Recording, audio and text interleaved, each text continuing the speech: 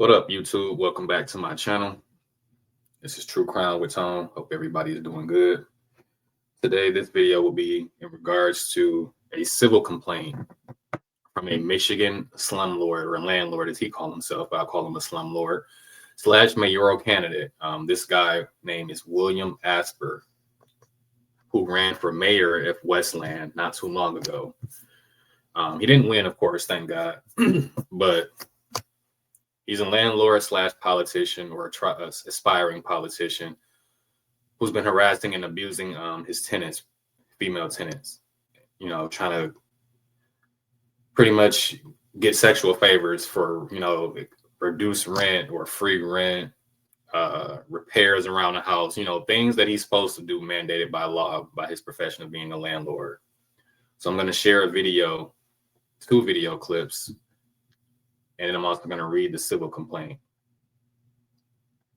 So yeah, now for the purpose of the video and protection of the victims, there is no names that is mentioned in the complaint, and so no identities will be revealed. And also that I have redacted some parts of the transcript as well, of the lawsuit.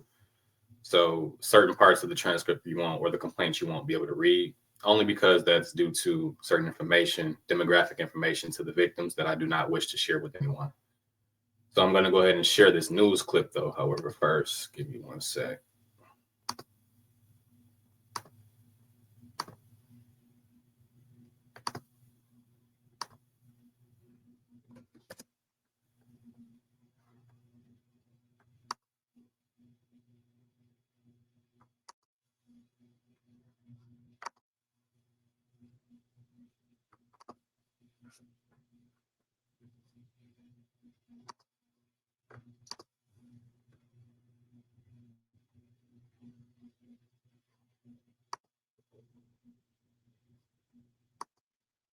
Who once ran for mayor of Westland, accused of sexually harassing tenants, including exposing himself to them and even trying to exchange sex for housing. I'm Hillary Golston. The story next.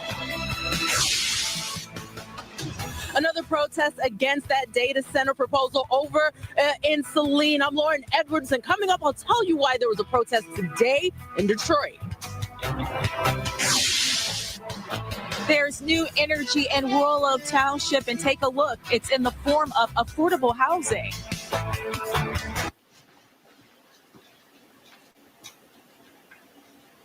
Stand by here. Good evening, everybody. I'm Ruth Raj. Our top story at 5. A man who once ran for mayor in Westland now facing a slew of allegations from his tenants. The accusation so serious, the Department of Justice is getting involved. Fox News' Hillary Golston picks up the story from there. William.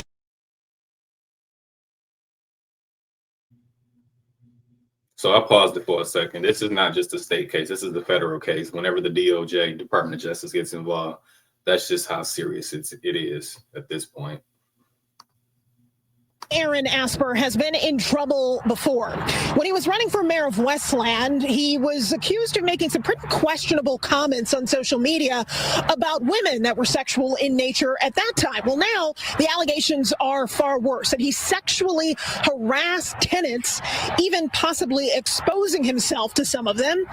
And in some cases, the allegation is he tried to exchange sex for housing. I asked Westland Police and the DOJ if they could comment on this. The U.S. Justice Department filed a federal lawsuit against Asper, who owns and manages rental properties in and around Westland, accusing him of years of sexual harassment and retaliation against female tenants in violation of the Fair Housing Act. Prosecutors say the misconduct began in 2018 and never stopped since then. So this is this scumbag, guys, William Asper. For those residents, or for those viewers who are in the Michigan area, Westland, Canton, for example, any area in the Wayne County or Romulus area, this is where he has properties at. And the name of his property, or name of his company, shall I say, will be under RESPA Enterprises, LLC. So take a good look. This is the slumlord who's been sexually harassing his tenants and who's facing a federal lawsuit for it as well. He also ran for mayor as well, too, but did not win. That includes allegedly offering housing benefits in exchange for sex, making unwanted advances and comments, inappropriate touching, and punishing tenants who refused. A man who claims he was a tenant of Asper says this happened. I was upstairs. I'm disabled and everything. My wife was helping me to get into the shower, and he proceeded to walk into the home unannounced and proceeded to walk up the stairs. And as he walks up the stairs, I'm standing there completely naked, getting ready to get into the shower, and makes a sexual comment stating that my area isn't big enough to be in his home and to get out. The outstanding questions here for the Department of Justice. That sound like that's some sick shit. First of all, why are you entering a man's home, telling another dude that's not even dressed? That's weird and sick. And Westland police, could there be any criminal charges here because of this latest investigation? No answer by News Time. However, we do know that this was a joint investigation with the DOJ that did involve HUD. In Westland, I'm Hillary Golston, Fox 2 News. Our other top. So yeah, that was just a snippet of what I'm going to show. There's another video that I plan to play as well. But before I play the second video, I'm going to get into the complaint reading. But yeah, this is a civil suit. It's not a criminal suit at all. So we don't know if criminal charges are going to be brought. They should be, in my personal opinion. But it's civil now. Now, I don't think the tenants or the victims are going to get anything because this guy, I don't feel like he has any money. But you know, I could be wrong.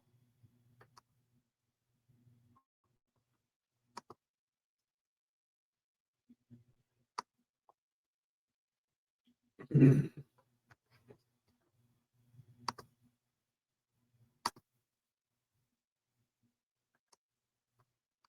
this a little bigger. All right, so here's the title: United States of America, who is the plaintiff, William Aaron Asper, and he's the trustee of the William Aaron Asper Irrevocable Living. So that would be a trust that he has. Respite Enterprises, LLC, that would be the business that it's under. Complaint and jury demand. All right. So it says plaintiff, the United States of America. The United States alleges as follows. For almost a decade, defendant William Aaron Asper has owned and or managed more than 20 residential properties in and around the Eastern District of Michigan, where he has sexually harassed his female tenants. Defendant Asper's method of harassment has taken many forms over the years, but typically culminates in his refusal to make necessary repairs to his female tenants' homes, or his threatening and or filing evictions against his female tenants when they have refused to give in to his demands for sex.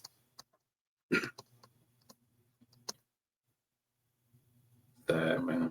The United States brings this action to enforce the provisions of Title 8 of the Civil Rights Act of 1968 as amended, 42 U.S.C. 3601-3619, the Fair Housing Act.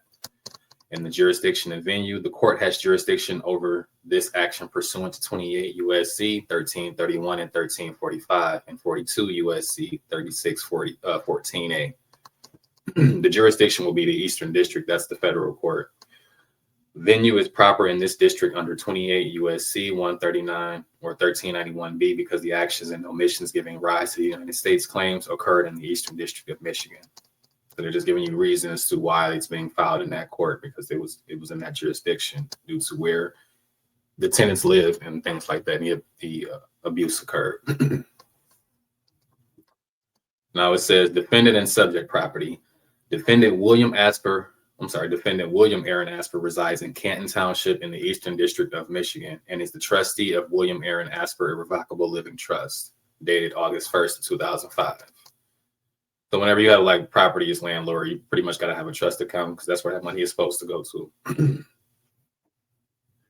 So defendant Respite Enterprises, LLC is a Michigan limited liability company that does business in the Eastern District of Michigan. During all or part of the period of time relevant to this action, defendants have owned and or managed at least 23 residential rental properties in Michigan, the majority of which are located in the Eastern District of Michigan.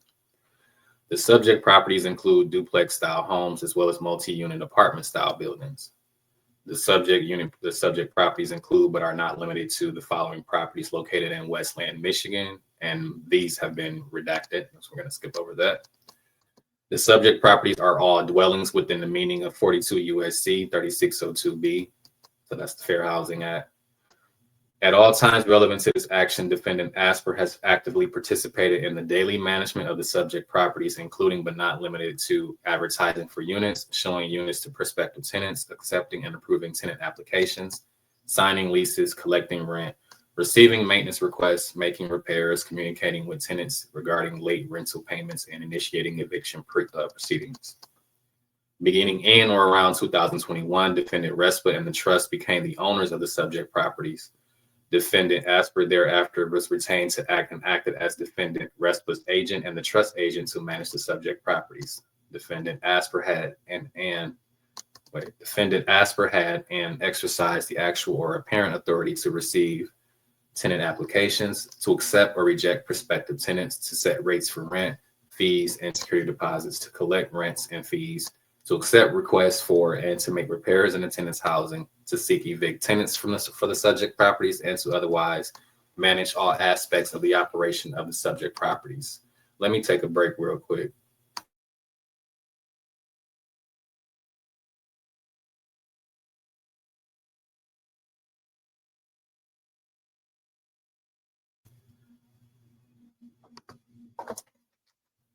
I had to get something to drink. So where was I at? So I'm gonna pause right here. So I'm just gonna stop and say, can you imagine being bullied and harassed, not just sexually or otherwise? Just say you rent an apartment and you just being abused or harassed for sexual favors, and being threatened to being put out on the street. Like, I feel like there should be some criminal charges brought forward. I don't think civil should have been the route that they should have took first, or they probably wouldn't get their money first, then put them away. But I feel like I just think that both charges should come out. I mean, both complaints should come, criminal and civil. All right, so let me get back. From approximately 2018 through 2025, defendant Asper subjected multiple female tenants of the subject properties to discrimination on the basis of sex, including unwelcome and severe or pervasive sexual harassment. This conduct included but was not limited to the following categories of sexual harassment. Making unwanted sexual comments and sexual advances, exposing his genitalia to female tenants, subjecting female tenants to unwelcome kissing and sexual touching, including touching them between their legs. I'm gonna pause right there because I think at that point, that's where you cross the line, just groping and touching and kissing females without no warning, no welcome. Like, I don't know. I feel like it wouldn't have made it to court if it was one of my female relatives. I'm just saying that he should have been, got mollywopped for what he doing. Just touching alone, just kissing alone should have been got you a couple of black eyes or purple eyes and whatnot. But let me get back. Offering to grant female tenants tangible housing benefits such as lowering rent or performing maintenance in exchange for sexual acts. Performing maintenance, my guy, that's your duty, that's your job. Sex should not be on the table. It shouldn't even be a question. And if I need you to come fix my plumbing or my door, my window, whatever, that's what you're supposed to do. Taking adverse housing actions such as initiating eviction actions or refusing to make repairs or threatening to take such actions against female tenants who objected to and or refused sexual advances. For example, in or around 2019, defendant Asper subjected a female tenant to repeated unwelcome and unwanted sexual comments, sexual propositions, and unwelcome sexual contact. On multiple occasions, defendant Asper told the tenant that there was different ways she could pay rent, and he used quotation marks, guys. On multiple occasions, defendant Asper touched the tenant without her consent. It's a big no-no. Regularly pulling her hair, grabbing her buttocks, and kissing her head. Defendant Asper regularly pulled his penis out of his pants in front of the tenant while at her home, oftentimes while her young son was in the room. These actions made the female tenant anxious and scared in her own home and hesitant to complain because she did not want to lose her housing. Hold on.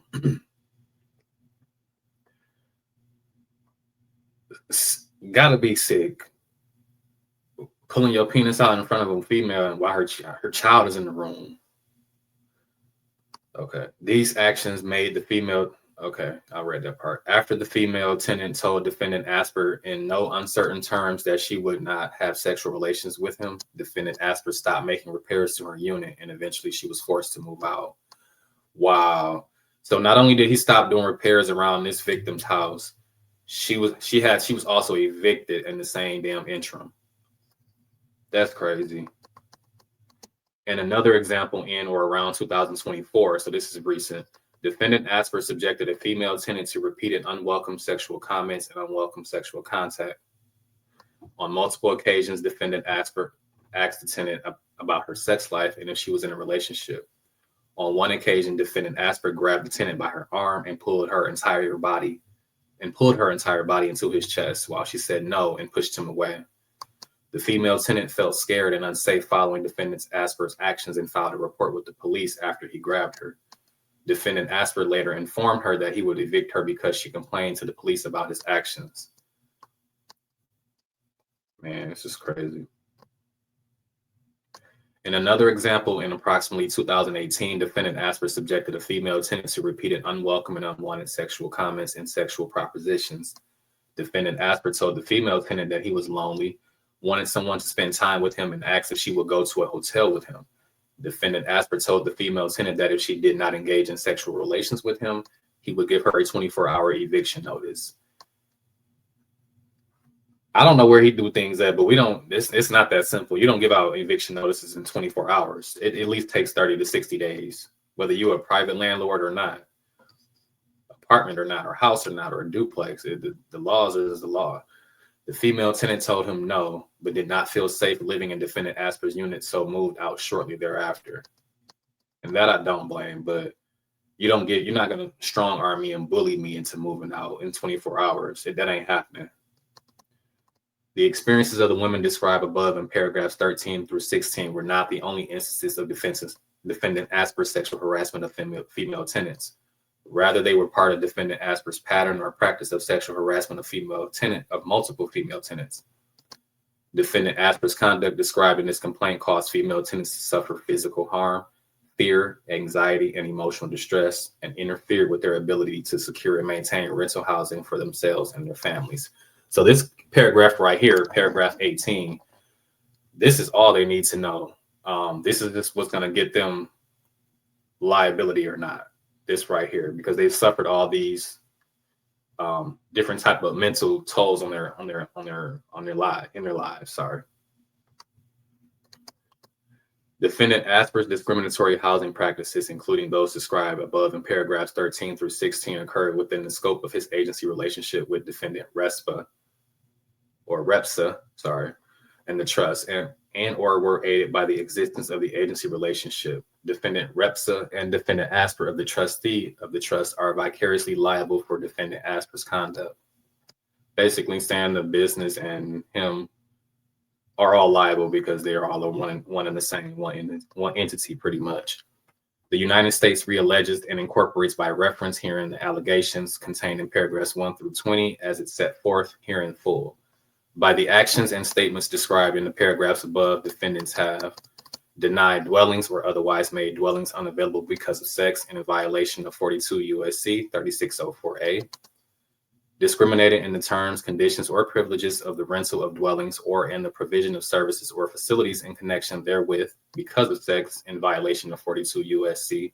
3604B, made statements with respect to the rental of dwellings that indicate a preference, limitation, or discrimination based on sex in violation of 42 U.S.C. 3604C, and coerced, intimidated, threatened, or interfered with persons in the exercise or enjoyment of, or on account of their having exercised or enjoyed their rights granted or protected by the Fair Housing Act in violation of 42 U.S.C. 3617. Under 42 U.S.C. 3614A, defendants' conduct constitutes a pattern or practice of resistance to the full enjoyment of the rights granted by the Fair Housing Act, and a denial to a group of persons of rights granted by the Fair Housing Act that raises an issue of general public importance. Female tenants have been injured by defendants' discriminatory conduct. These persons are aggrieved persons as defined in 42 U.S.C. 36202 and have suffered damages as a result of defendant's conduct. Defendant's conduct was intentional, willful, and taken in reckless disregard of the rights of others. The prayer for relief, wherefore the United States requests that the court enter an order that declares that the defendant's discriminatory practices violates the Fair Housing Act as amended. So pretty much they're just seeking to get what they want compensated to them or one done to for as far as getting justice. Enjoins the defendants, their agents, employees, and successors, and all other persons in active concert or participation with them from discriminating on the basis of sex, including engaging in sexual harassment in any aspect of the rental of a dwelling, interfering or threatening to take any action against any person engaged in the exercise or enjoyment of rights and granted or protected by the Fair Housing Act, failing or refusing to take such affirmative steps as may be necessary to restore as nearly as practicable the victims of the defendant's past unlawful practices to the position they would have been in for the discriminatory conduct, and failing or refusing to take such affirmative steps as may be necessary to prevent the recurrence of any discriminatory conduct in the future and to eliminate as nearly as practicable the effects of the defendant's unlawful practices. Awards monetary damages to each person aggrieved by the defendant's discriminatory conduct under 42 U.S.C. 3614 D1B. And this is where they're going to ask for money. Awards monetary damages. That just means they want money. They won't pay. Assess civil penalties against the defendants to vindicate the public interest under 42 U.S.C. 3614. And this is just the list of attorneys that's in the Eastern District. Award such additional relief as the interest of justice may require. So yeah, that was the complete filing. Disgusting just reading this because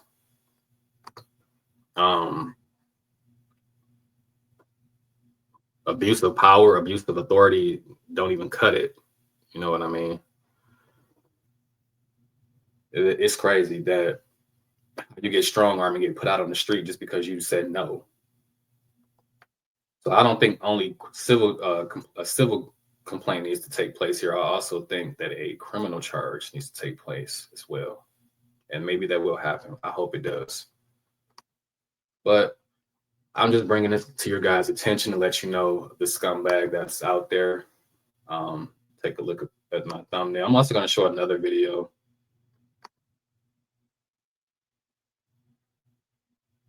Of him in court. You're going to see a live video of him in court and how he's in his behavior.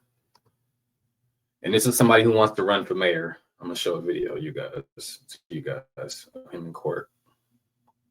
I hope you don't act like this in his civil lawsuit, though.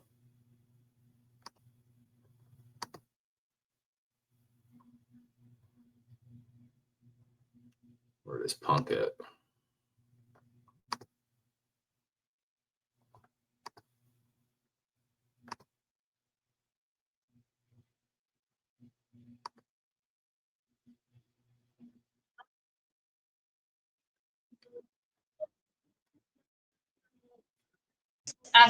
And you are William Asper joining me by video, is that right?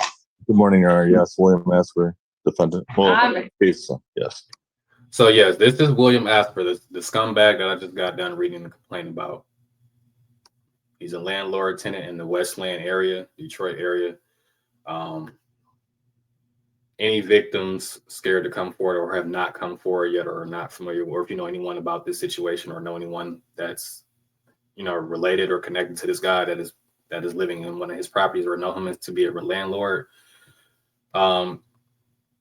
you may want to reach out to your local law enforcement authorities because he does have a civil lawsuit against him, a federal lawsuit. And let me just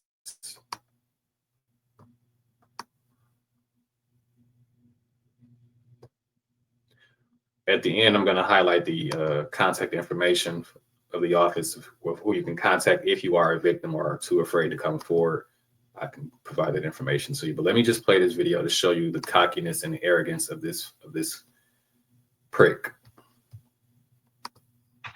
All right, Mr. Asper, you're here for a show cause hearing back in May of 2024. You were released from your probation, but you still had a balance of fines and costs. And it's my understanding we need to set up a payment plan on that. Is there? Okay, so I'm gonna pause it and read this comment. It says, William Asper ran for the mayor of Westland, Michigan several years ago. He has drawn controversy on social media. There's a Facebook page called Women Against William Asper for Westland Mayor. So he has a page basically bashing him on Facebook. It's called Women Against William Asper for Westland Mayor. So anyone who has been a victim, or if you may know anyone or suspect, that's how you can also get more information on that Facebook page. I'm also going to provide more information later on in the end of the video on how to contact any authorities.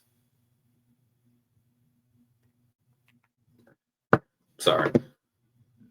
He served probation for a 2019 aggravated stalking attempt conviction. So he has a criminal record already, but he's trying to run for mayor. Ain't this something? A payment plan that you believe would be adequate that you could afford to stick to? So, good morning, Your Honor. So I had spoken. And he's already, now what we're showing now is him in court. He has a fine to pay, but he's too cocky and too arrogant to pay it. So he's going to pretty much try to sidestep his way to get up out of it. Spoken to, I'm not sure what office it was. I don't believe I have any funds to make any sort of payment plans. As I think I said to the court, I am a trustee of an account. I have to pay mortgages, and every month that account, because of repairs and whatnot of properties, has been in the negative. He's making excuses as far as to why he can't pay. Some we got mortgages to pay. We don't have any money. This is America, sir. We all have mortgages to pay. That's the American life. That's the adult life, to pay bills. So I don't have any access to put towards this. As well as what I told the clerk is, since back then, I have a son now who was born with some a genetic condition. I'll put it. And I mean, it takes my time up. Obviously, there's more money involved, but I don't have any ability to make any payments, Your Honor. So you need to provide to the court adequate proof of your income and debts in order to prove that you do not have the ability to pay. Otherwise, I do have to continue to attempt to collect this money. What I'm willing to do today is to adjourn this a month to give you time to collect your documents and or consider what payment arrangement you can afford. Okay, so Your Honor, I have my trustee thing, but I don't take an income from it. So as far as income coming in, I don't have any. So it's zero right off the board. If you're not disabled and unable to work, then you have the ability to work and earn. So that's not going to be an adequate answer. So I had a question. So there was some recent Michigan Supreme Court case law, and since the probation has been terminated, I don't understand what jurisdiction this court has. It's actually quite the opposite. The Michigan court has determined that in order for you not to have to stay on probation until it's paid, that we retain authority to collect the money after probation. The alternative would be, which they decided they don't want to do, is keep people on probation until the money's paid. So I retain jurisdiction to collect the money. That's my jurisdiction. That Your Honor, that's not a jurisdiction. One thing you don't want to do is argue with a judge about jurisdiction and the law when you're clearly not even educated in that field.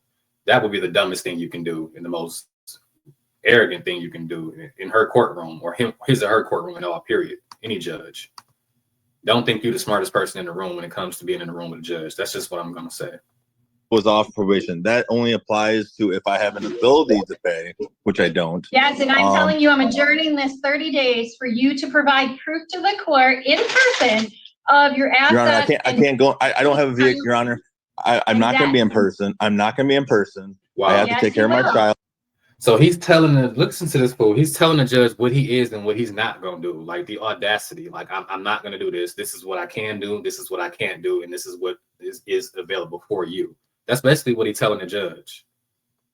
I don't have a vehicle. You I don't have a will way. come in person, or you will have a bench warrant. That's how this fine, Your works. Honor. I don't have a way up there. I don't have a vehicle. I have not had a vehicle since Okay. November. Well, I'm going to go ahead and schedule this, and you'll make your choice. If you're not here, That's I'll fine, issue Your a Honor. bench warrant. This is set for July 29th. I'm not at showing up in 11. person. I don't have the ability. What email address to send my paperwork to? This is why there's Zoom. No, so Zoom is in my discretion. And so I do not have to allow a hearing to occur in Zoom. If you want to email records to the court, you can do that. It's Judge Buchanan Courtroom at lansingmi.gov, and I will review whatever documents you submit. But I'm still scheduling this for an in-person proceeding, July 29 at 11. Here, let me get it before we cut out. Judge Buchanan Courtroom. At Lansing, MI, as in Michigan, MI.gov. Lansing, I'm just baffled at this aggression that he's doing in this courtroom. It's like courtroom decorum. You can already see what type of person he's going to be in court already. I believe everything in that complaint. I.gov. Okay. Correct. Okay. And we'll mail you a notice for that July 29th date. You're all set for today. Have a good day. Bye. Wow. She was too damn, that judge was too damn calm for me, because he would have been held in contempt. It's the interrupting, talking when I'm talking, but then thinking you smarter than me at the same time. A judge, no less. Come on now. Well, let me share this last piece of information, and I'm gonna wrap this video up for you guys. You can go back and replay it.